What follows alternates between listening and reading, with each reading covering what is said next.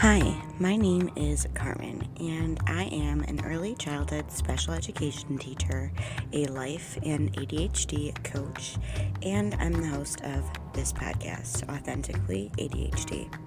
I created this podcast to help anyone wondering if they have ADHD, people who have been diagnosed for a while and want some more support and community. I'm here to bring you the latest research on ADHD and neurodiversities while we talk about the good, the bad, and the ugly of ADHD. Are you ready? Let's get started.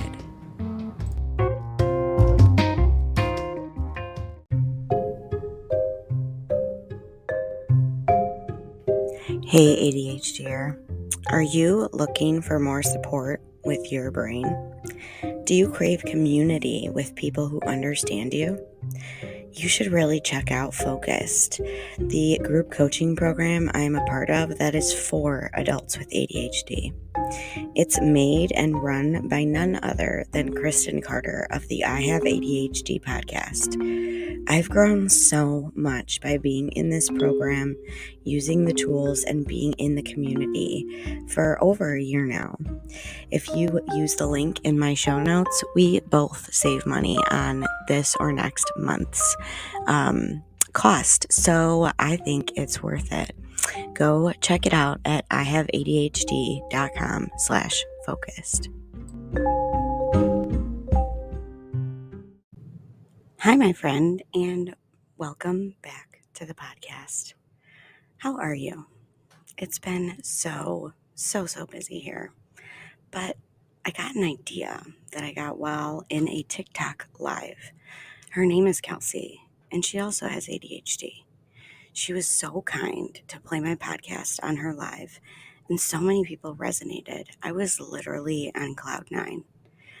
The idea that I was helped with was, why do people of the neurotypical variety, why don't they understand? Why do we get labeled as stupid, crazy, lazy, and not good enough? Are you ready? Let's get started.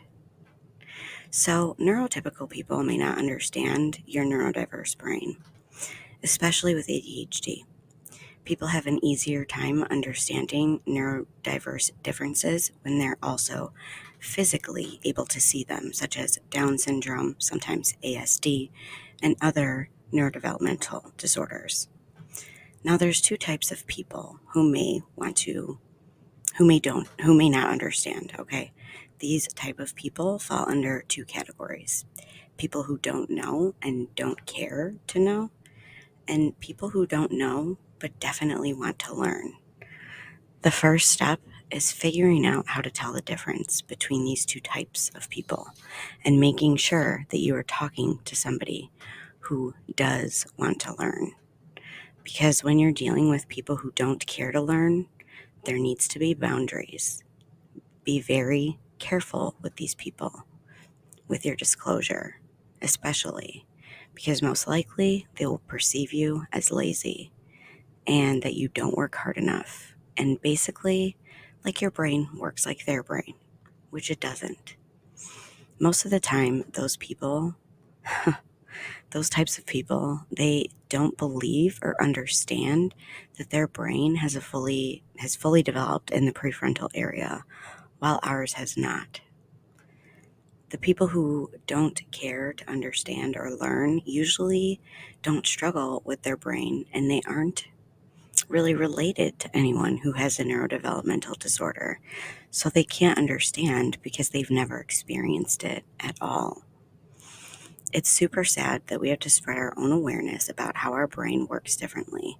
And people who grow up neurotypical are able to use their working memory properly.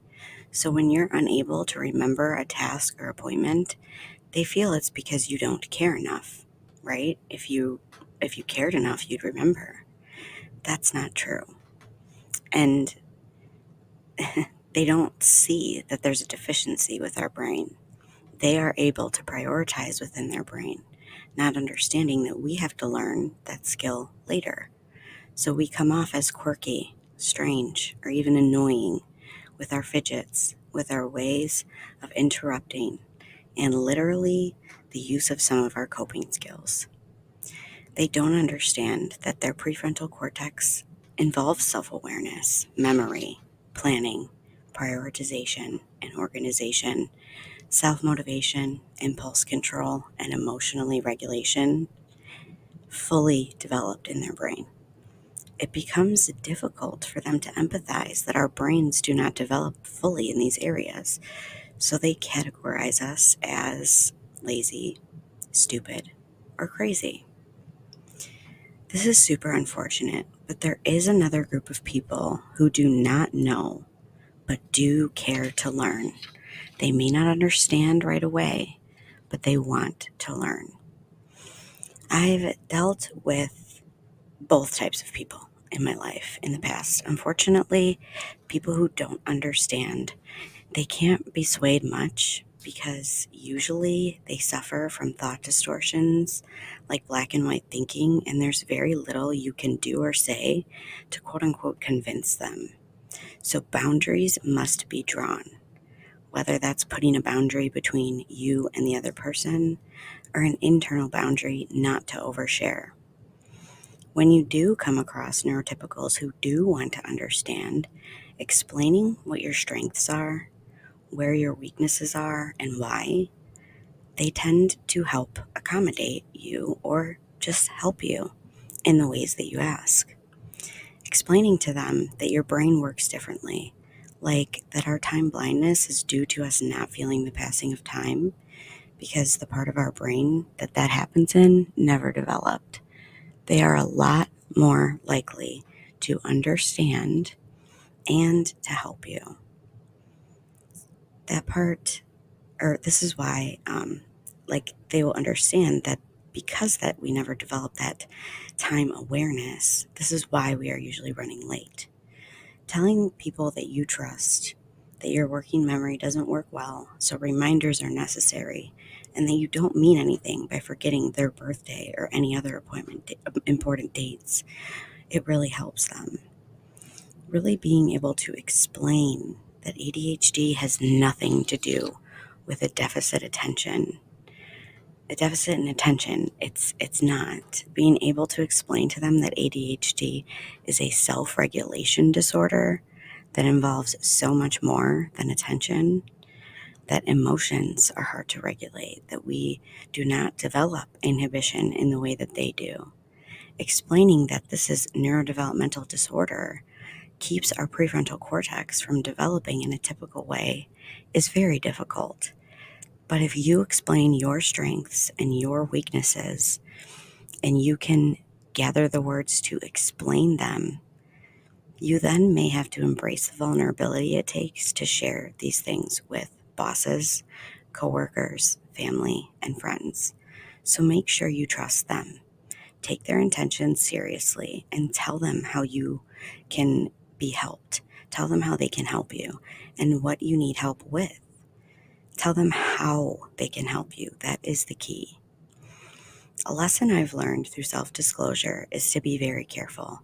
Sometimes the answer is not to self-disclose because these people with these black and white thoughts, they won't understand in my experience.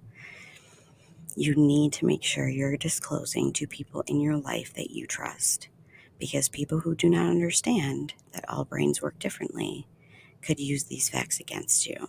Again, making you feel lazy, stupid, or crazy. Either by using those words or not, it still hurts. Self-disclosure is a very vulnerable thing to do, so I always make sure the person who may not understand is seeking to understand and not judge or label me. So this is going to be a very short episode. It's about self-disclosure and why we should or shouldn't self-disclose to the people in our lives. Self-disclosing to a best friend because you forgot something really important and they didn't know that you had ADHD is a super great way to help somebody understand. Explaining things to a coworker who asks you about ADHD when they learn you have it is an amazing way to self-disclose. Self-disclosing to a boss who shows interest in your mental health and your well-being. Those are very productive ways and reasons to self-disclose. Self-disclosure is incredibly vulnerable. So again, make sure you are self-disclosing to the right people at the right time. ADHDers have a tendency to overshare way too fast. We will tell our story. We will share things about us that people maybe didn't even care to know. And that's where we need to be careful. It's very hard for us when other people don't understand. And I'm sorry to say that there are a lot more people in this world that don't understand rather than that do understand, okay? So I want you to listen really carefully here because I'm going to say it again. Self-disclosure is incredibly vulnerable. You're sharing the deepest parts of you with somebody else.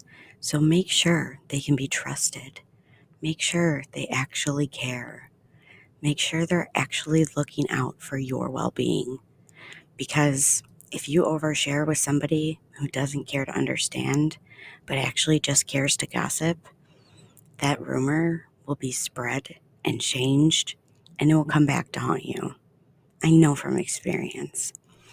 So make sure you trust the person you're self-disclosing to, and make sure that you can explain to them why our brains are different, that it has nothing to do with attention, that it has everything to do with regulation. In my experience, people who don't understand don't choose to, and they may never understand. But the people that seek to understand, it's so worth it to self-disclose, to send them articles, send them podcasts. Sending them my podcast, What is ADHD Really?, would be a great start to help them to understand.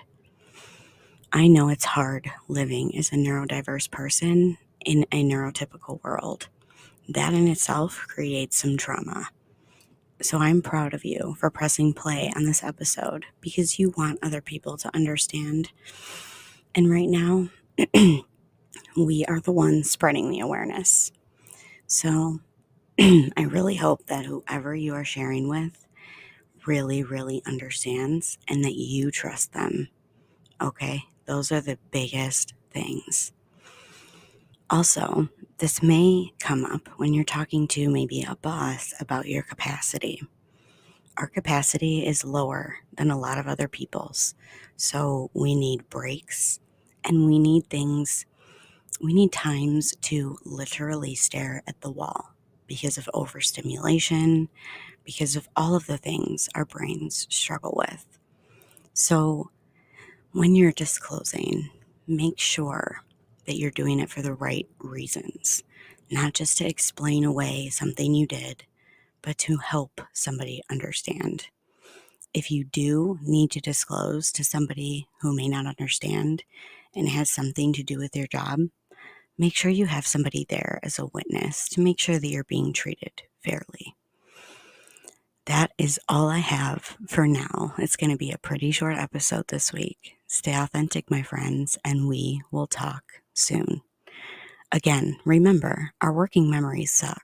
So scroll up to the top and hit follow for all of my new episodes coming out. I have a lot of great ideas. Talk soon.